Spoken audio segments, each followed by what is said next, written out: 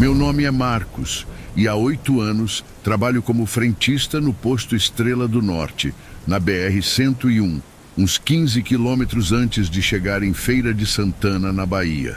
O que vou contar pode parecer invenção, mas juro que cada palavra é verdade. Eu mesmo duvidaria se alguém me contasse uma história dessas. Mas depois daquela noite de quinta-feira, bem, algumas coisas a gente nunca esquece. Sempre gostei do turno da madrugada. A grana é melhor, o movimento é menor. E eu prefiro a paz da estrada vazia ao caos do dia. Naquele trecho da BR-101, depois das 23 horas, só passa caminhoneiro mesmo, algum carro de vez em quando e os ônibus de linha que fazem o trajeto Salvador-Recife. É um trabalho tranquilo, daqueles que você faz no automático. Abastecer, cobrar, dar troco e seguir a vida. O posto não é dos maiores, mas é bem localizado. Tem 2 bombas de gasolina, uma de álcool, uma loja de conveniência pequena, mas bem sortida, e um banheiro que eu sempre mantenho limpo, coisa rara por essas estradas. O seu Antônio, dono do posto, sempre fala que cliente satisfeito é cliente que volta. E depois de 8 anos trabalhando ali, posso dizer que ele tem razão. Naquela quinta-feira, o dia tinha sido normal. Chuva fraca de manhã, sol forte à tarde e a noite chegou com aquele clima abafado típico do sertão baiano. Eu tinha começado o plantão às 22 horas como sempre e até umas 2 da manhã foi tudo normal.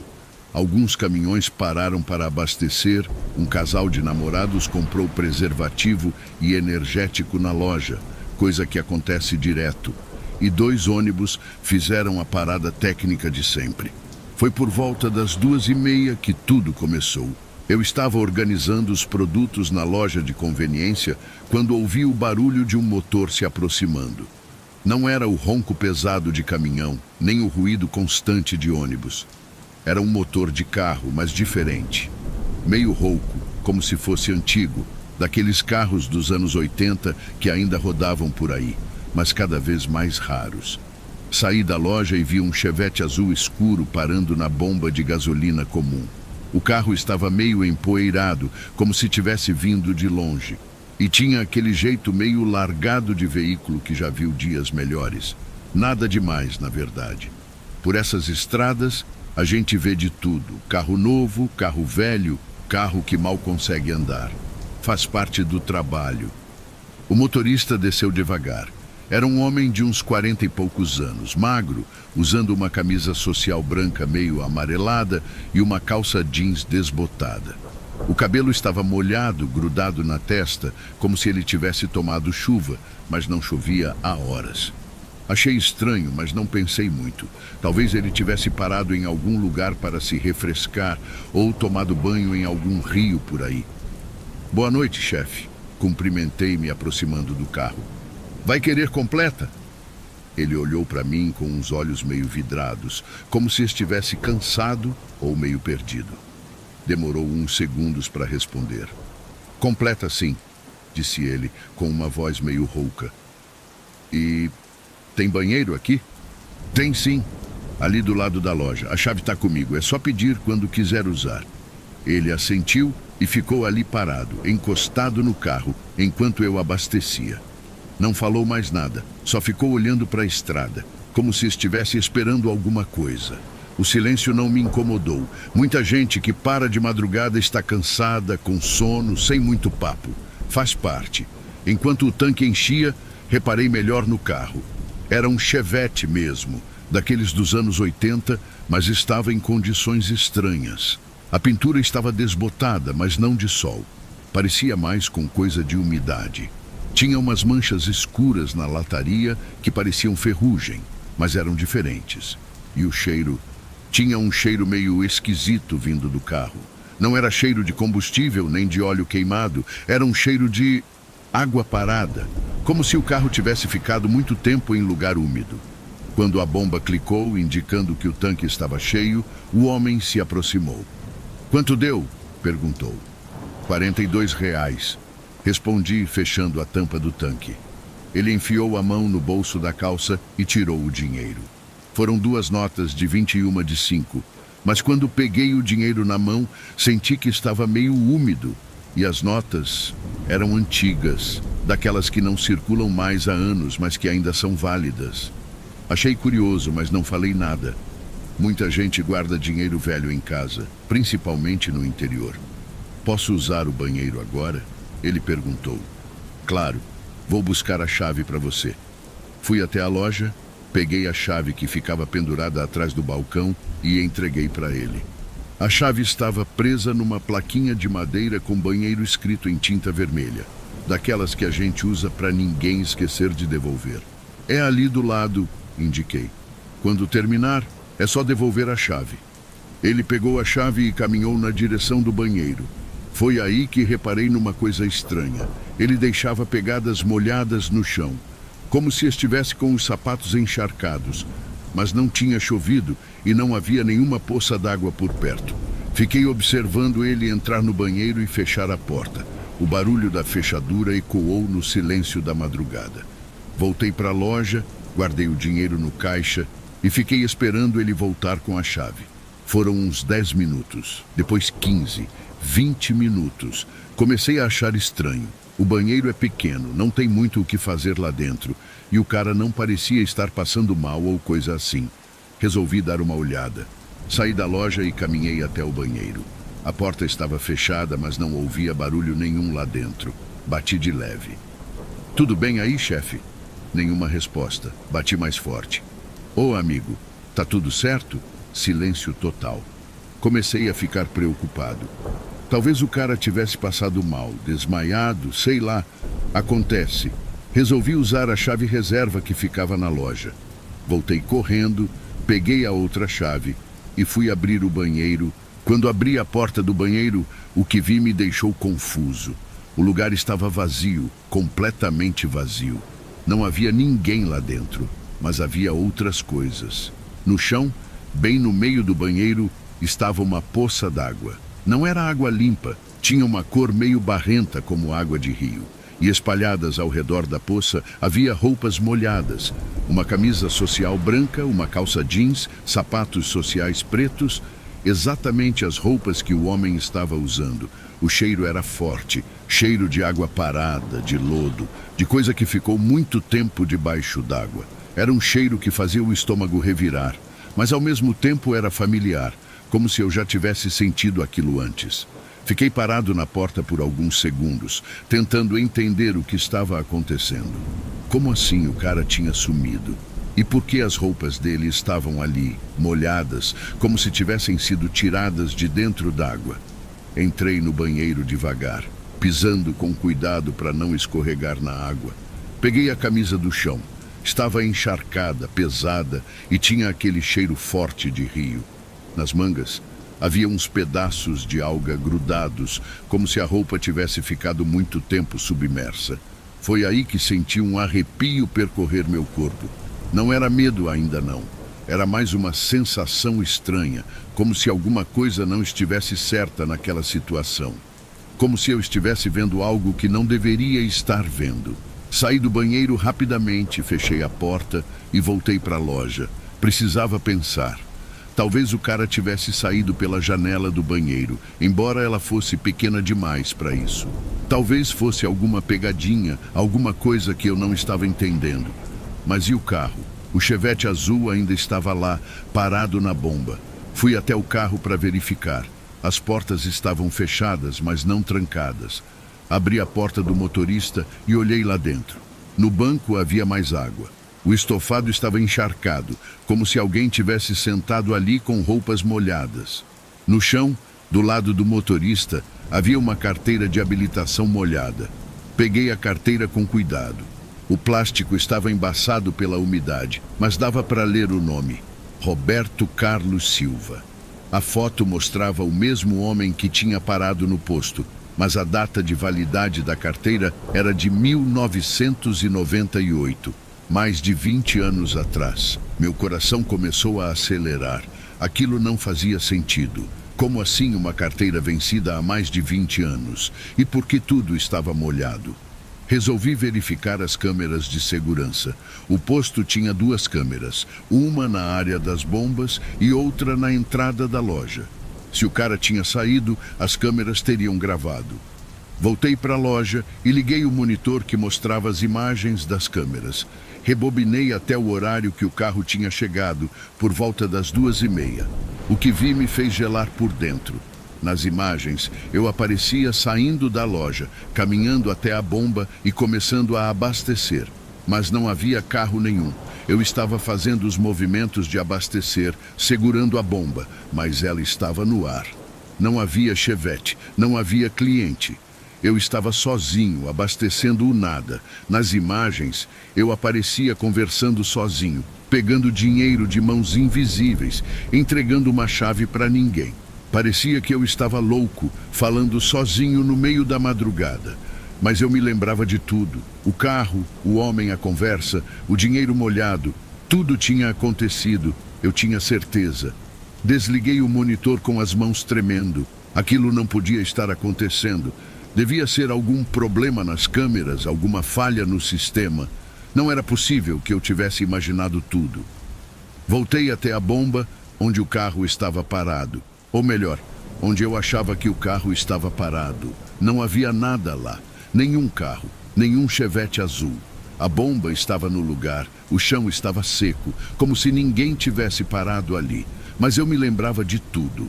Cada detalhe, o barulho do motor, a conversa, o cheiro de água parada. Como era possível que nada daquilo tivesse acontecido? Fui correndo até o banheiro. Abri a porta com a chave reserva. Estava limpo. Segundo, sem poça d'água, sem roupas molhadas, sem cheiro de rio. Como se ninguém tivesse usado o banheiro naquela noite. Foi aí que o medo bateu de verdade. Passei o resto da madrugada tentando entender o que tinha acontecido. Revisei as câmeras várias vezes, sempre com o mesmo resultado. Eu sozinho, fazendo movimentos sem sentido, como se estivesse atendendo um cliente fantasma.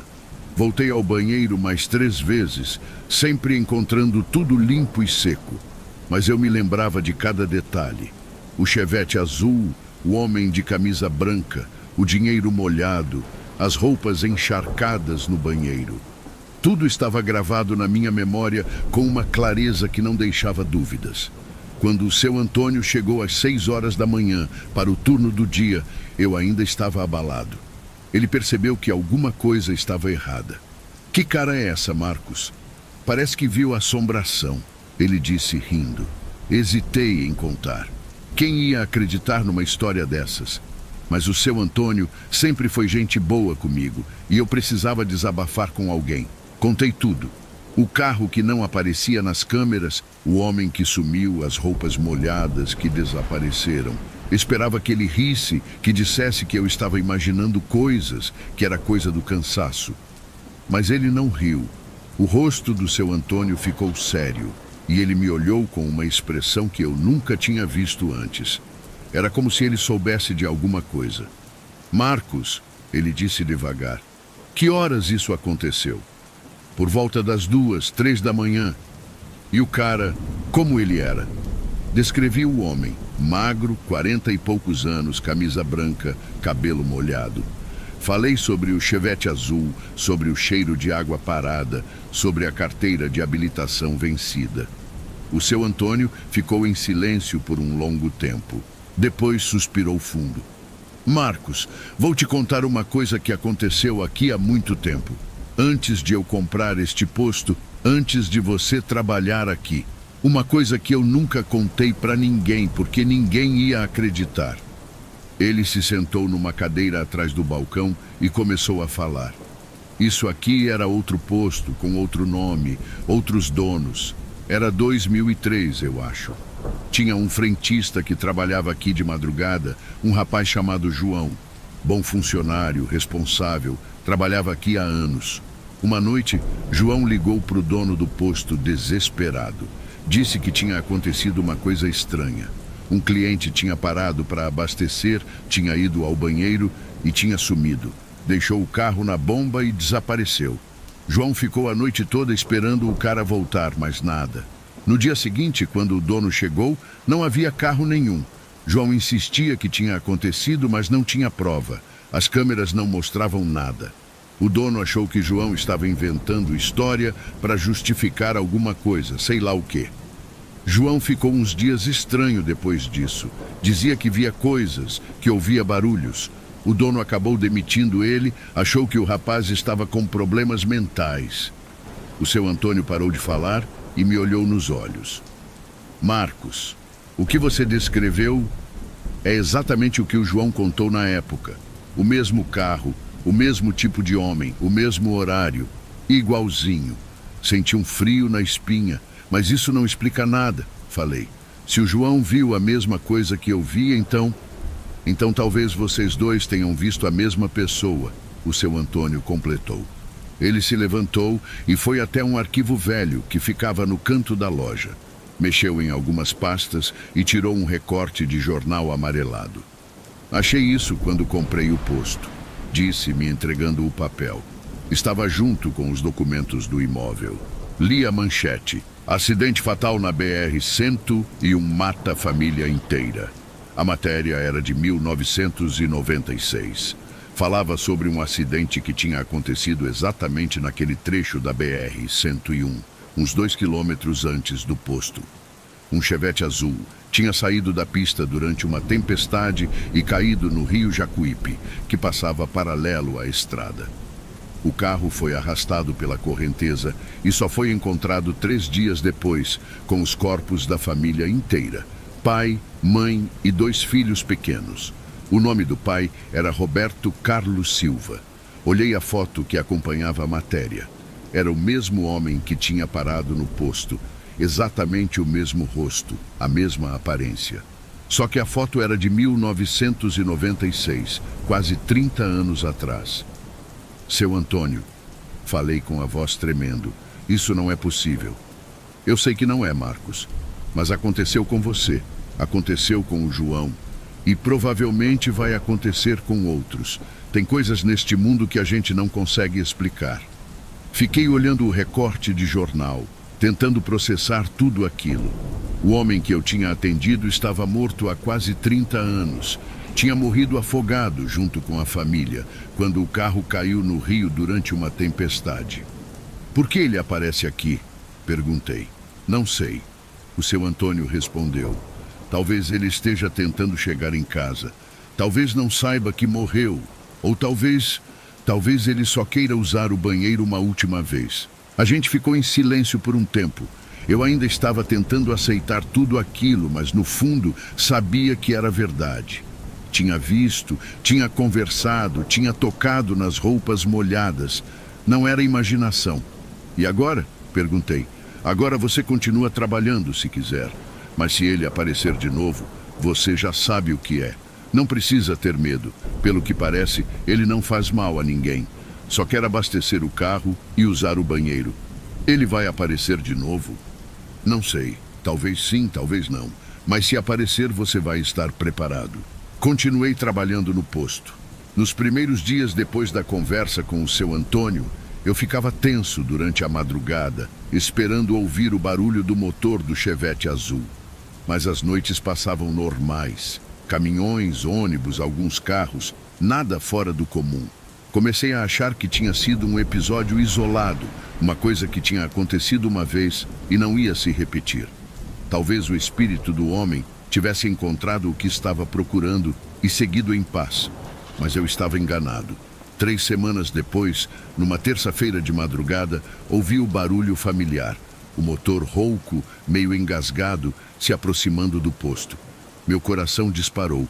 Saí da loja e vi o Chevette azul parando na mesma bomba de antes. Desta vez, eu estava preparado. Sabia o que estava acontecendo. Sabia quem era aquele homem.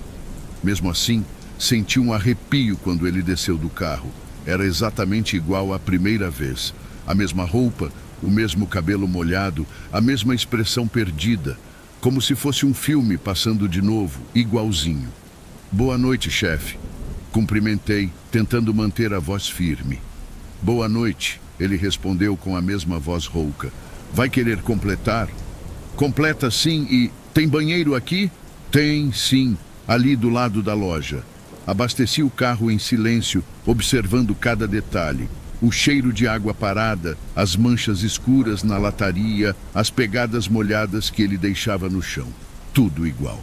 Quando terminei, ele me pagou com as mesmas notas antigas e molhadas. Peguei a chave do banheiro e entreguei para ele. É ali do lado. Quando terminar, é só devolver a chave.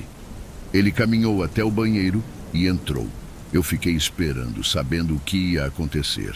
20 minutos depois fui verificar. O banheiro estava vazio, com as roupas molhadas no chão e o cheiro forte de rio. Quando voltei para a área das bombas, o carro tinha sumido. Nas câmeras de segurança, eu aparecia sozinho de novo, abastecendo o ar, conversando com ninguém. Mas desta vez, eu não fiquei assustado. Estava triste. Triste por aquele homem que morreu há tanto tempo e ainda não conseguia descansar. Triste por uma família inteira que teve a vida interrompida numa noite de tempestade. Limpei o banheiro, guardei as roupas molhadas numa sacola e continuei meu trabalho. Nos meses que se seguiram, o Roberto apareceu mais algumas vezes, sempre no mesmo horário, sempre com a mesma rotina.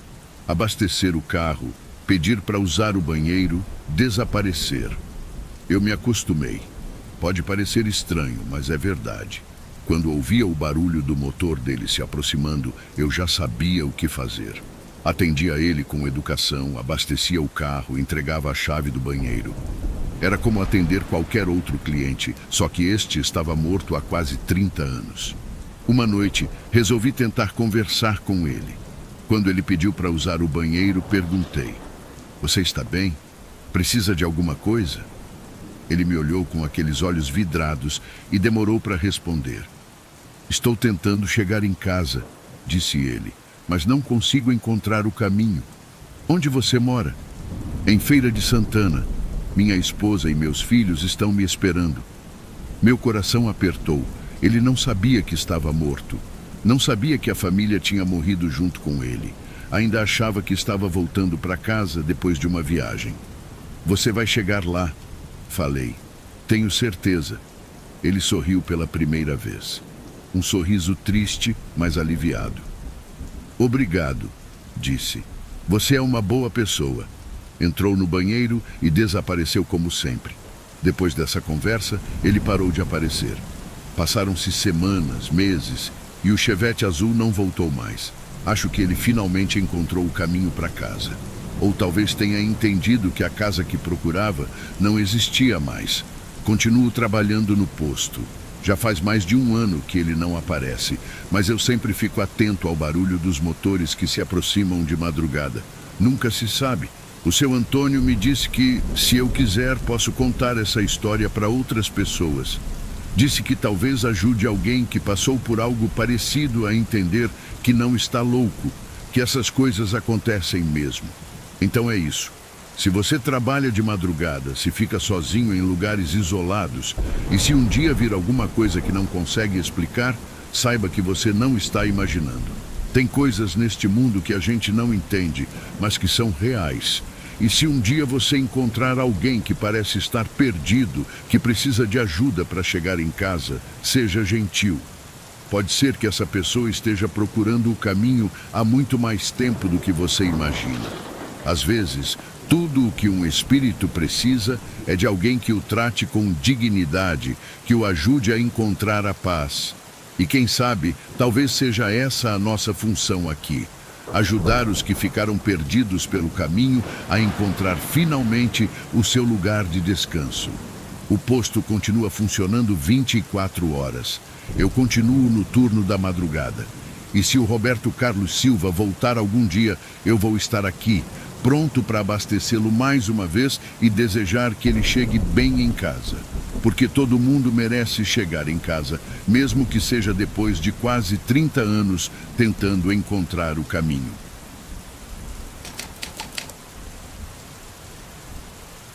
Meu nome é Marta, tenho 47 anos, trabalhava como cozinheira noturna numa fábrica de autopeças aqui em Betim, Minas Gerais. Entrei lá faz mais de uma década e há pouco tempo assumi o turno da noite. Muita gente acha estranho, mas eu prefiro assim. A madrugada tem seu próprio ritmo.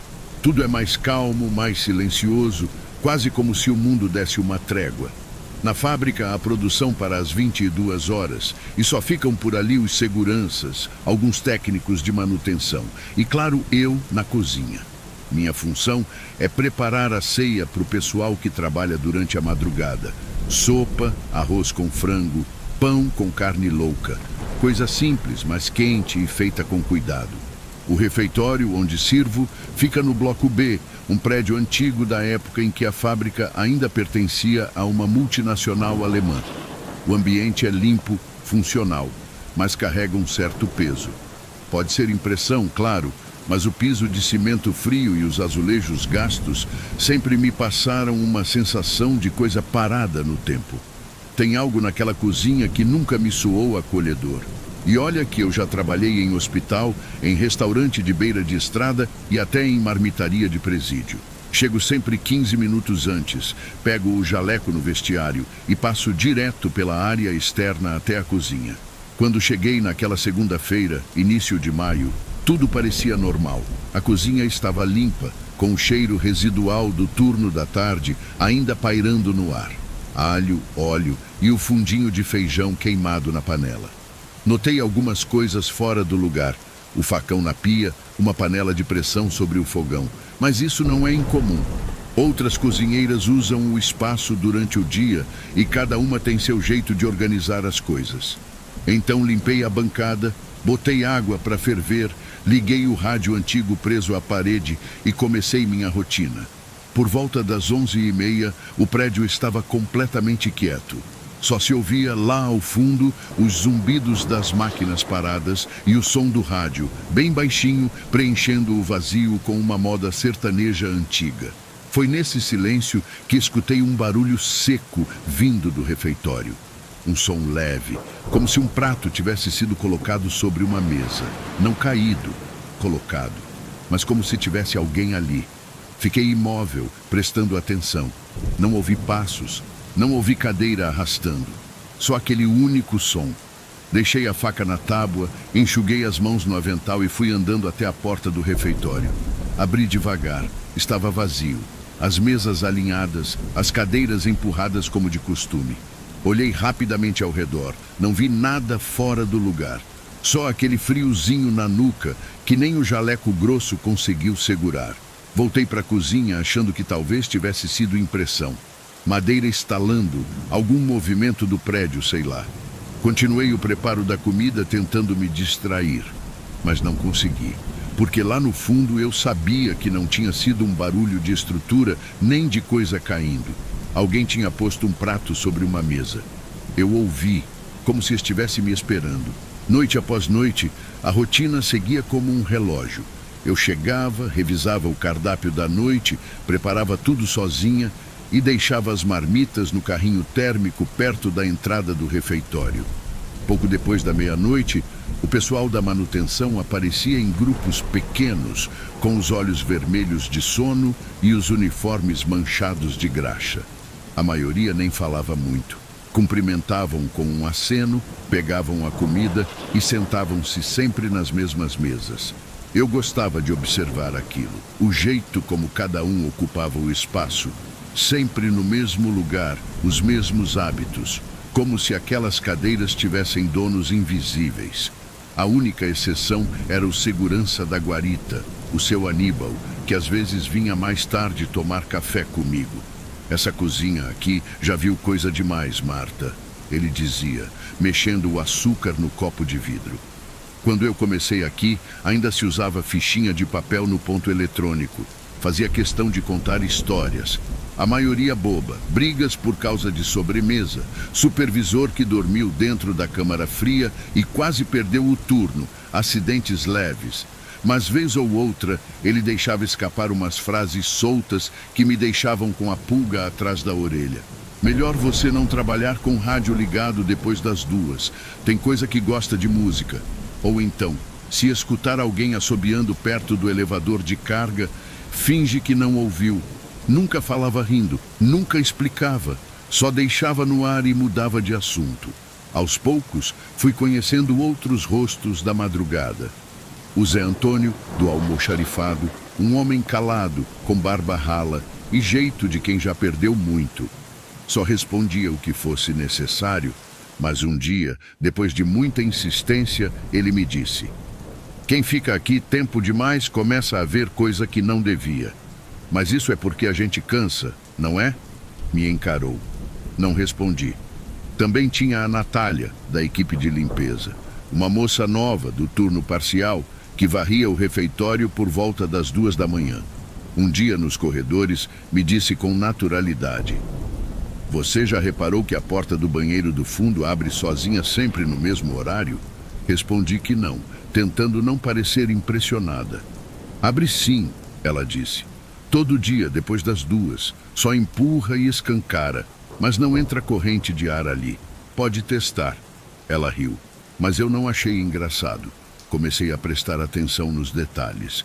O relógio de parede da cozinha, por exemplo, sempre travava por alguns minutos depois das 3 horas, todos os dias. Depois, voltava a andar normalmente.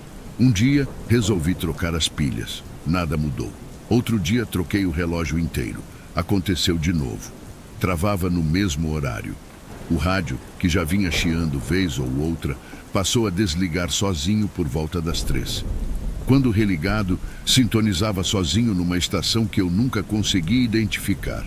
Só tocava vozes murmuradas, como se alguém estivesse ensaiando uma oração de trás para frente. Durava alguns minutos, depois sumia. Comecei a me sentir observada. Não o tempo todo, só quando estava de costas para o refeitório ou quando entrava na despensa. A sensação de que alguém passava pelos corredores, bem devagar, mas sem nunca se mostrar. Nada concreto, apenas aquele desconforto que fica na nuca da gente. Por algum tempo tentei ignorar, mas foi ficando impossível. Num sábado, por volta das 4 horas, precisei buscar mais tempero na despensa de ingredientes secos, no fim do corredor lateral. Quando voltei para a cozinha, a tampa da panela maior estava no chão, bem no meio da cozinha. Eu tinha deixado ela tampada, com o feijão ainda cozinhando. E ninguém tinha passado por mim. Comecei a me perguntar se eu estava distraída ou cansada demais. Na segunda-feira seguinte, quando comentei com o Zé Antônio, ele apenas disse: você ainda vai ver o prato. Quando ele aparecer, você me procura. Que prato? Ele só levantou e foi embora. Aquilo ficou na minha cabeça. O prato? Na noite seguinte, tentei manter a mente ocupada. Trabalhei com o rádio ligado, reorganizei os temperos por ordem alfabética, coisa que nunca faço, e limpei o fogão 2 vezes. Tudo para não pensar na conversa com o Zé Antônio. Mas foi inútil. Na madrugada de terça-feira, por volta de 2 horas, aconteceu. Voltei da despensa, onde havia ido buscar farinha de trigo. Ao entrar na cozinha, senti um cheiro estranho no ar. Um azedo fraco, como de comida esquecida fora da geladeira. Franzi o nariz, dei 2 passos adiante e parei.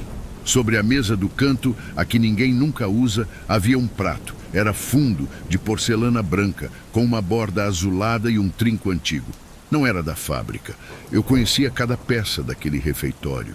Esse era de outro conjunto, de outra época. Dentro do prato havia arroz, feijão e um pedaço de carne cozida. Nada de extraordinário. Mas o cheiro era diferente. Ranço. Azedo. O tipo de odor que se entranha no nariz e não sai nem depois de banho. Minha primeira reação foi pensar numa pegadinha. Eu era nova no turno da noite. Talvez fosse brincadeira dos técnicos da manutenção ou de algum segurança. Tipo de trote besta que fazem para ver como o novato reage. Tentei não dar importância. Peguei um pano, joguei a comida fora e deixei o prato na pia. Não lavei. Fiquei com um certo receio, uma hesitação boba que nem eu conseguia explicar. Lavei bem as mãos. Liguei o exaustor, mas o cheiro ficou. Na noite seguinte, por volta do mesmo horário, o prato apareceu de novo. Mesmo canto da mesa, mesma comida, mesmo cheiro, agora mais forte. Mas dessa vez, havia talheres ao lado, garfo e faca. Um deles com restos de arroz colados, como se alguém tivesse começado a comer e parado no meio. Na quinta-feira, procurei o Zé Antônio. Oi, Zé. falei entrando no almoxarifado. Me responde uma coisa sem enrolar. O que é essa história do prato? Ele me olhou por alguns segundos, limpou as mãos num pano e disse, com voz baixa: aparece assim desde 2004, sempre igual, prato fundo, comida normal, cheiro ruim. Mas o que aconteceu em 2004? Insisti. Ele suspirou, encostando-se na prateleira. Era um funcionário do turno do dia, Adelmo, operador de máquina. Trabalhava fazia anos aqui. Um cara quieto, gente boa. Almoçou normal no refeitório, levantou da mesa, deu 2 passos e caiu morto, no meio do salão. Fiquei em silêncio, absorvendo. Zé continuou. Tentaram reanimar, chamaram ambulância, mas não teve jeito. Morte súbita. Parecia parada cardíaca, mas não era. A perícia veio. Fizeram autópsia. Examinaram tudo. Nada de veneno, nada de contaminação. Nem a comida estava ruim. Tudo normal. Ele parou por um instante. Depois apontou com o queixo. E foi depois disso que esse prato começou a aparecer. Sempre igual, sempre de madrugada. Nunca ninguém viu ele sendo colocado ali. Só aparece. E o pessoal do turno, ninguém fez nada? Zé deu uma risadinha curta, mas sem humor. Uma vez, anos atrás, teve uma aposta. O pessoal da elétrica apostou com um estagiário de engenharia que ele não tinha coragem de dar uma garfada na comida fantasma. Moleque novo, cheio de graça, foi lá e comeu um pedaço. E aí? Perguntei num fio de voz. Zé respondeu com um olhar pesado. Cuspiu na hora, achou ruim, riu. No dia seguinte passou mal em casa. Teve convulsão. Não morreu, mas ficou quase um mês internado. A família tentou processar a fábrica. A empresa disse que era alergia alimentar. E fim de história. E desde então, ninguém mais encosta no prato, disse Zé. Pelo menos ninguém que tenha juízo. Mas de tempos em tempos ele aparece. Tem épocas que some por meses, depois volta. Sempre com aquele cheiro desgraçado. Voltei para o refeitório me sentindo tonta. Tudo parecia mais escuro, como se as lâmpadas estivessem com menos força. Evitei olhar para o canto da mesa pelo resto da noite. Continuei trabalhando em silêncio, ouvindo o rádio bem baixinho. Não dormi quando cheguei em casa. No domingo à noite, o rádio desligou sozinho. Fiquei paralisada por uns segundos. Quando fui até a porta da cozinha, o prato estava lá novamente, mas dessa vez, o prato estava vazio. O garfo ainda repousava ao lado, com restos de arroz entre os dentes. Eu não conseguia desviar o olhar. A sensação era de que alguém tinha estado ali, sentado, comido, me observado. Fiquei parada por alguns segundos, só respirando. O ar estava mais denso e o cheiro azedo que antes vinha da comida parecia ter se espalhado pelo ambiente. Foi então que a luz da cozinha piscou 2 vezes e apagou completamente. O rádio silenciou. O zumbido dos freezers sumiu. O refeitório mergulhou em uma escuridão densa, abafada, só interrompida por uma luz fraca vinda do corredor, provavelmente de emergência. Eu fiquei ali, em pé, sem conseguir me mover. Não sei quanto tempo passou. Talvez 20 segundos, talvez 3 minutos, até que do nada ouvi um som seco, de cerâmica quebrando. Virei os olhos na direção da mesa do canto. Mesmo sem conseguir ver nada, eu sabia de onde vinha o barulho. Assim que o gerador ligou, as luzes voltaram com um estalo. Um alívio imediato, mas que durou pouco. Porque o prato, que estava inteiro minutos antes, agora estava rachado em 3 pedaços sobre a mesa. Não havia vento, tremor, nada. O prato simplesmente quebrou sozinho. Meu coração batia forte no peito e senti as mãos geladas. A sensação que tive naquele momento foi diferente das outras noites. Antes havia desconforto, medo, desconfiança, mas agora era outra coisa. Era como se tivesse acabado, como se alguma coisa tivesse se encerrado ali. Não limpei os cacos, não encostei em nada.